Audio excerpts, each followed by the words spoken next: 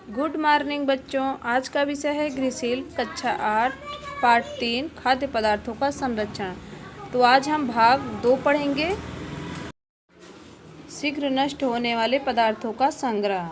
तो देखिए, इसमें इस समूह में ऐसे भोज्य पदार्थ आते हैं जो अधिक नमीयुक्त होते हैं, जैसे दूध, दही, फल, सब्जियां, अंडा, मांस, मछली। ऐसे पदार्थों को यथासंभव ताज़ा ही खाना ठीक रहता है। यदि फल एवं सब्जियां 1 या 2 दिन रखनी भी पड़े तो उन्हें सुरक्षित रखा जाना आवश्यक है। इन्हें निम्नवत विधियां अपनाकर सुरक्षित रख सकते हैं। देखिए बच्चों, शीघ्र नष्ट होने वाले पदार्थों का संरक्षण किस तरह से कर सकते हैं, तो ध्यान से सुनिएगा। ठंडी विधि। हरी सब्जियों के ऊपर ठंडे पानी का छिड़काव करते रहने से उन्हें 2-3 दिनों तक सुरक्षित रख सकते हैं।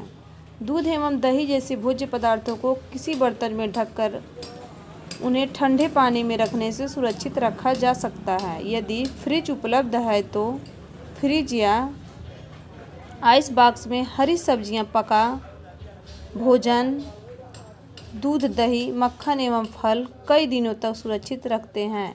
फ्रिज में फल एवं सब्जियां थैलियों में रखनी चाहिए। अब ब का देखिए, गर्म विधि।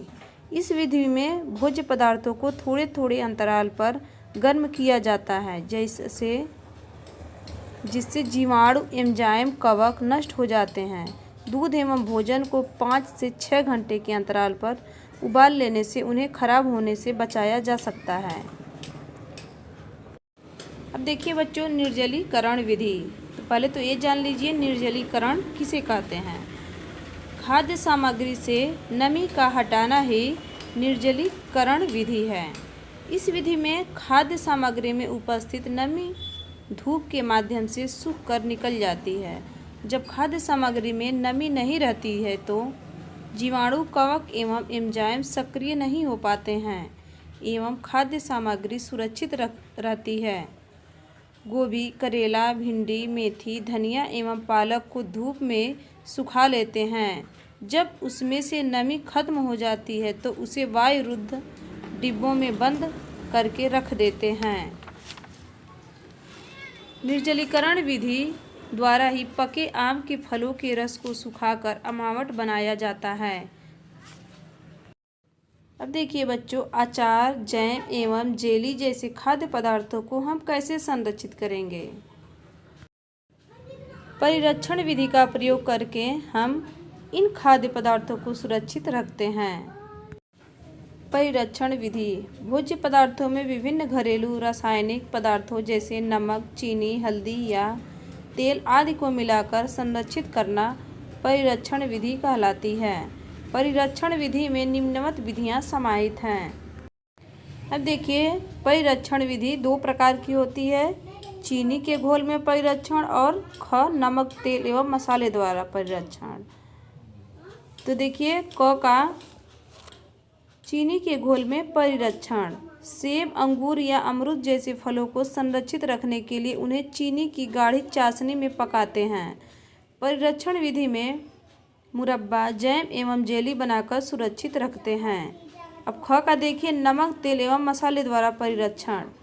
कई प्रकार की खाद्य सामग्री को अचार एवं चटनी के रूप में संरक्षित करते हैं, जैसे कच्चे आम को छीलकर, काटकर नमक, तेल, अचार के मसाले में मिलाकर सुरक्षित रखते हैं। और बिना मौसम के फलों एवं सब्जियों को हिमीकरण विधि द्वारा संरक्षित करते हैं। तो चलिए हम आगे पढ़ते हैं हिमीकरण विधि। अब देखिए बच्चों, हिमीकरण विधि 0°C या इससे नीचे के तापक्रम पर जीवाणु या फफूंद निष्क्रिय हो जाते हैं। बड़े बड़े शीतलियों में आलू, आम, सेब जैसे खाद्य पदार्थों को इसी विधि से बहुत दिनों तक संरक्षित करके रखते हैं। संरक्षण का महत्व। पहला नंबर देखिए, खाद्य सामग्रियों को घुन, फफूंदी एवं अन्य कीटाणुओं से सुरक्षित रखना। दूसरा नंबर है बिना मौसम वाले फलों एवं सब्जियों का उपलब्ध होना।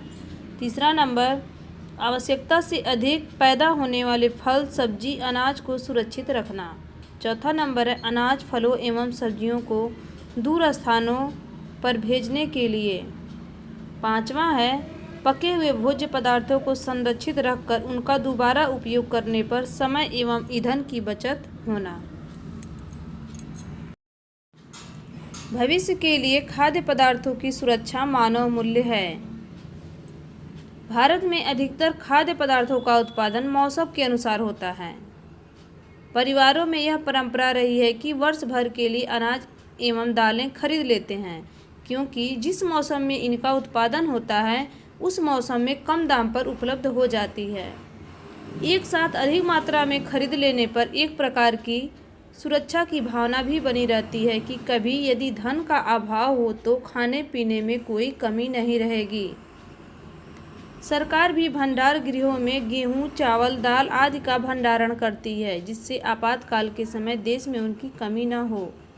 किसान भी जब अनाज को उगाते हैं तो अपने लिए वर्ष भर के लिए रखकर शेष अनाज को बेच देते हैं। अधिकांश देखा जाता है कि अनेक घरों, होटलों, दावतों आदि में अधिक भोजन लेकर उसे फेंक दिया जाता है। ऐसा कदापि न करें। बचे भोजन को गरीबों में बांट दें तथा पशु पक्षी को खिला देना चाहिए। थाली में आवश्यकता से अधिक भोजन नहीं लेना चाहिए।